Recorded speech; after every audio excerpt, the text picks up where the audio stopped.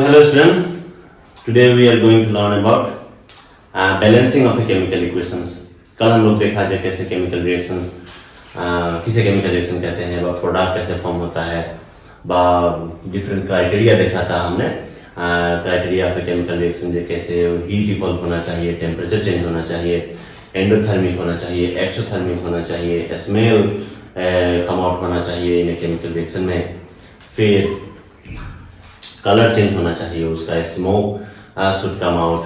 Not really always, हमेशा जरूरत नहीं है, लेकिन कभी कभी ये सब क्राइटेरिया इसमें से 2-3 भी फॉलो हो जाने से हो जाता है. बट चेंज ऑफ स्टेट्स भी होना चाहिए, लेकिन चेंज ऑफ स्टेट जैसे कि चेंज ऑफ स्टेट्स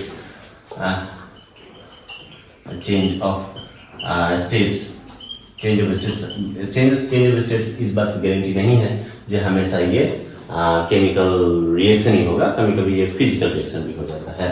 जैसे कि चेंज ऑफ स्टेट हो सकता है किसी भी चीज़ को, सॉलिड को जला देने के बाद वो गैस में कन्वर्ट हो जाए, तो ये भी केमिकल रिएक्शन है कि चेंज ऑफ स्टेट हो रहा है. लिक्विड भी यदि बर्न होने के बाद यदि गैस में कन्वर्ट हो रहा है तो वो भी केमिकल रिएक्शन है. बट जो केमिकल रिएक्शन नहीं है, जो नो केमिकल रिएक्शन है, जो केमिकल रिएक्शन नहीं है वो है जैसे कि boiling of water chemical reaction नहीं है, क्योंकि वाटर को वेपर में कन्वर्ट करना, ये केमिकल रिएक्शन नहीं है, क्योंकि सेम ही स्टेट्स है. स्टेट्स डिफरेंट है लेकिन फिजिकल नेचर तो सेम ही है, केमिकल नेचर सेम है, क्योंकि दोनों भी दिस ऑल्सो वाटर भी H2 ही लिखता है और वेपर भी H2 ही लिखता है. सिर्फ यहाँ पर गैस लिख देगा और यहाँ पर एक्वा लिक्विड लिखेगा इस तरह से, लेकिन केमिकल फॉर्मूला रिमेन सेम. लेकिन केमिकल चेंजेस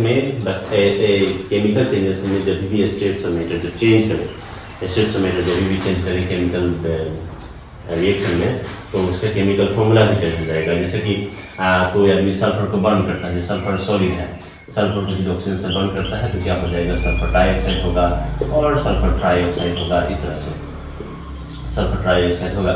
तो पहले केमिकल फॉर्मूला भी अलग था, कॉम्बिनेशन के बाद केमिकल फॉर्मूला भी अलग हो गया है, और हो सकता है कलर भी बदल जाए, अलग अलग कलर बदल जाए.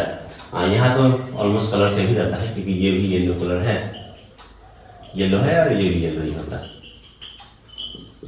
इसमें ज़्यादा फर्क नहीं है. लेकिन और वैसे केमिकल रिएक्शन बहुत सारा है जिसमें चेंज ऑफ स्टेट होते ही कलर भी चेंज होता है, different colour also changes. Chemical formula तो चेंज होना, this is a must. The chemical formula has to be changed. So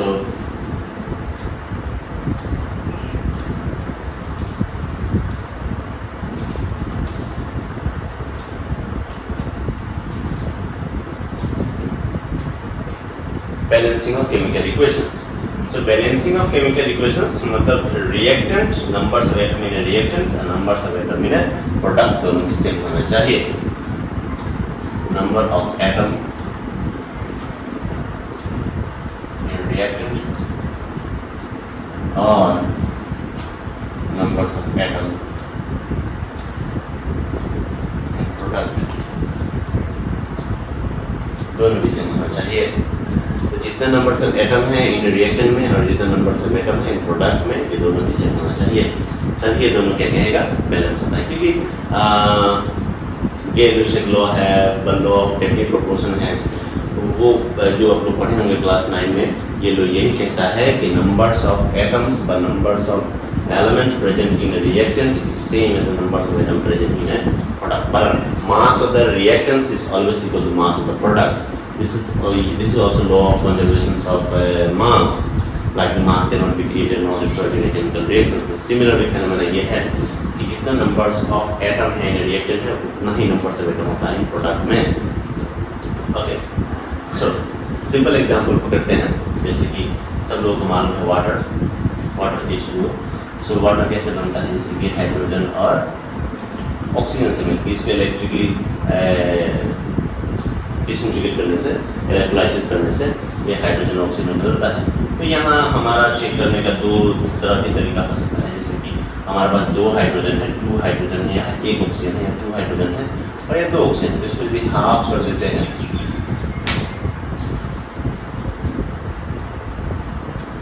इसको यदि हम हाफ कर देते हैं तभी भी हमारा बैलेंस हो जा रहा है.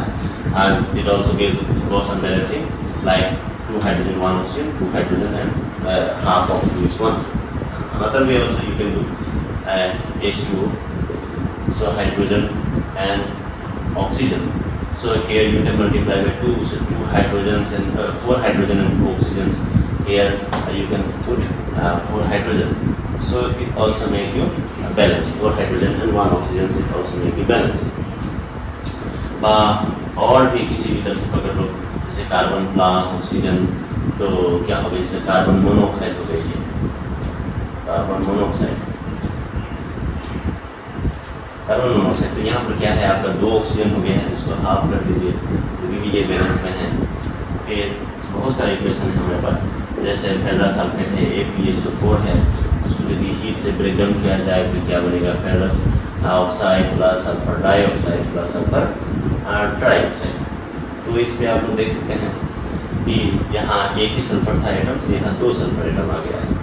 सो यहाँ एक है तो इसे 2 से मल्टीप्लाई कर देते हैं, because we need also 2 iron, 2 iron become 2 sulfur and 6 oxygen. So here oxygen is how much here? So oxygen has become 2, 3, 5 and 3, 8. Oh, not here also already 8. 4 to 8. So 3 to 5, 3, 8.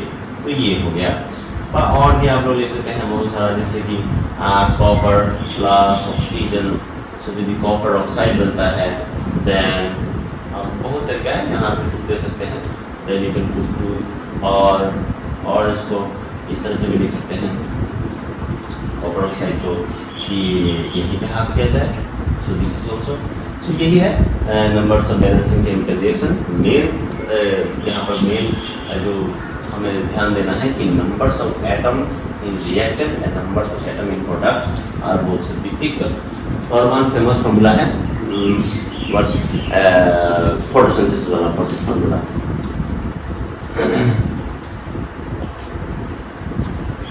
Photosynthesis इसी कैसे carbon dioxide plus क्या है water मिलके with the help of sunlight and chlorophyll, sunlight and chlorophyll क्या CH12 O6 plus oxygen plus water, इस तरह से release होता है. ओके, सो यहाँ पर we have also made equal numbers of reactant and numbers of product. 6 carbon है, यहाँ पर सिर्फ एक ही कार्बन है तो मल्टीप्लाई कर दीजिए 6 से, 6 कार्बन हो गया. अभी देखिए हाइड्रोजन कितना है, 12 और 2 14 है. ओके, सो ऑक्सीजन को चेक करते हैं, let's see checking oxygen. So 6 to 12 और in this here oxygen how much here 6. If you put 6 here then it becomes 6 to 12 plus 6 18, and then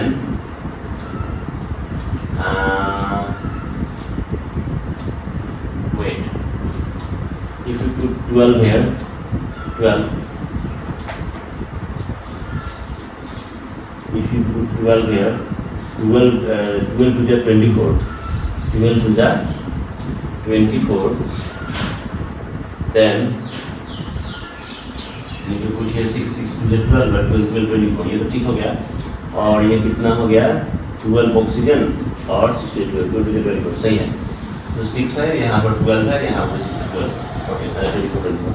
तो ये बैलेंस हो गया हमारा.